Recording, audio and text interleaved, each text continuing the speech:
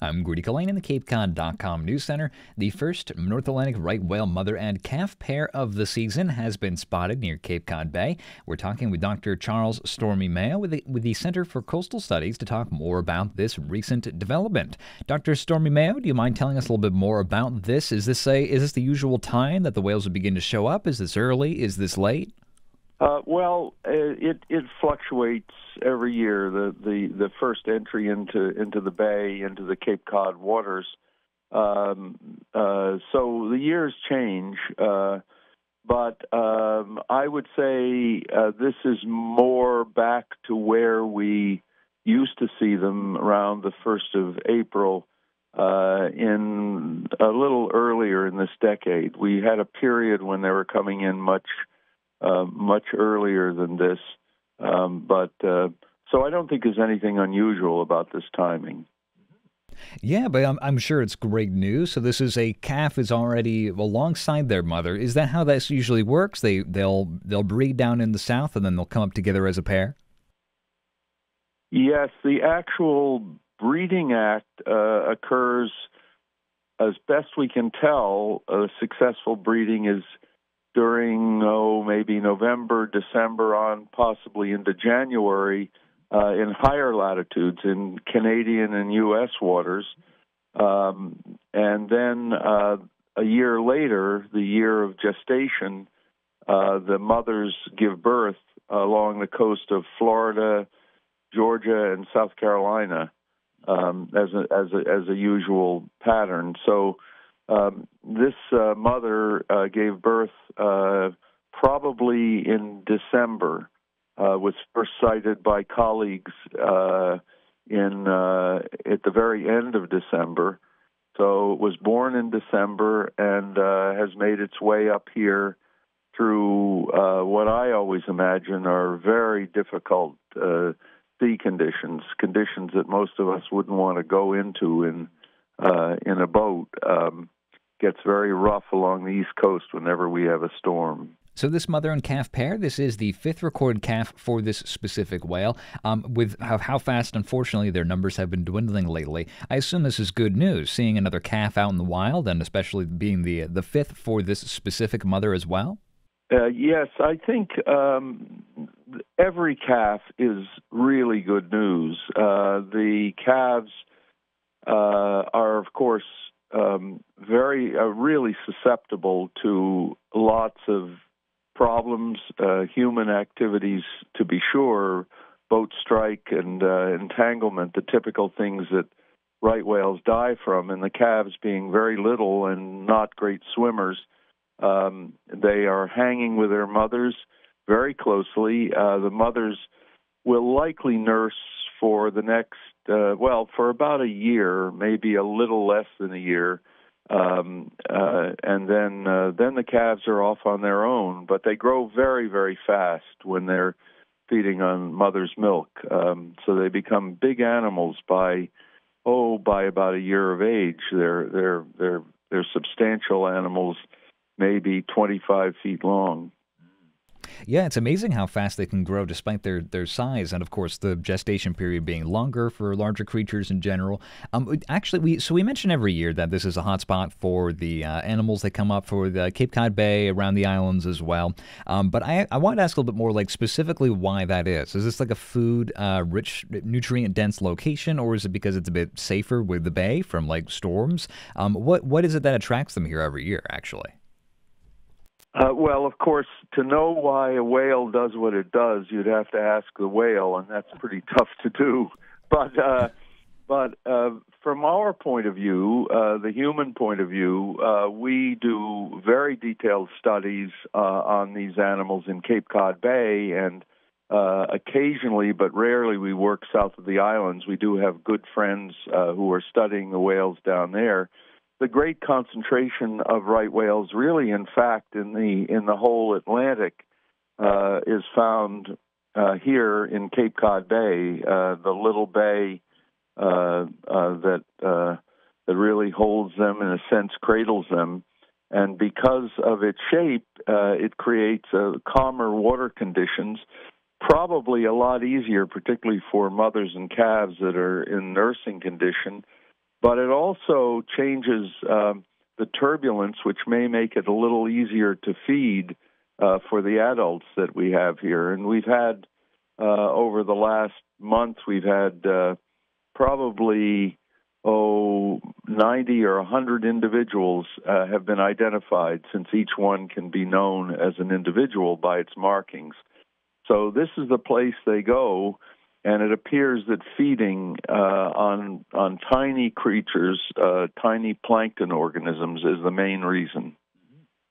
So, yeah, it's great news. It's very interesting to see. Is this going to be a character, essentially, for us to follow through the summer, you hope? It's the mother is Legato, 36-year-old, and the daughter is Staccato. Lovely names both. Will there be any way to track them now, or is it just going to be up to just general sightings, put them in the books, see how things go? I don't suppose you're getting out there with, like, those shark tags or anything like that. No, there is an increasing interest in tagging. For years, people like me have worried about invasive tags that would give you good tracking, but in the past, the tags seem to create a kind of a skin reaction. And these whales are so close to extinction, and their reproductive rate is so low that we've worried about their physiology being interrupted by some infection. I think that is now less of a concern, and so we may in the future, even here at the Center for Coastal Studies, we may be doing some tagging work. But each animal is individually tagged, not by a satellite tag, but by its own markings. So if this whale, Legato, is seen elsewhere with its calf, it's likely that whoever takes a photograph will eventually get to submit it to those of us who work with these animals and know where the whale has gone to. I would anticipate Legato may well hang around here, as many of the mothers and calves do in Cape Cod Bay, because the bay turns out to be, I think, what you could call a nursery area. Each year we see maybe 5, as many as 10 mothers and calves, perhaps up to 80% of the calving of the North Atlantic comes here and sometimes hangs out for weeks on end. So it's a great view for those of us who are scientists, and for any of your listeners, a terrific place to look at right whales from the beach, one of the rarest of all the large mammals. So how much longer can we expect the whales to be trickling in? Is this going to be something for just like the next few weeks, next couple of months? How long does it usually take? How long is the window that the whales will be arriving in before we hit the the heat of the summer?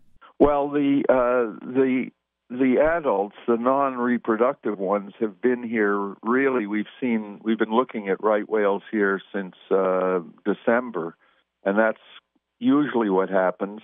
They're more visible this time of year, and the numbers increase. And so right now, I know there are people out on the beach in Provincetown, one of the best places to spot them along the outer shores. And there are people out there right now, and we think there are maybe 40 to 60 or more right whales within the bay. He's scattered here and there around the bay. And the mothers and calves obviously are starting to come in.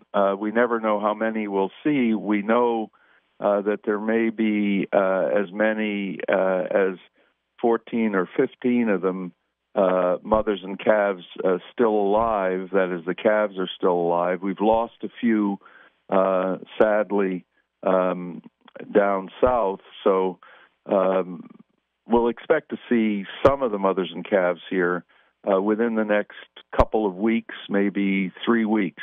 And the right whales should remain here if it's like previous years. Of course, it isn't always like previous years, but if it's like previous years, we might expect to see them here until the very end of April, sometimes on into May.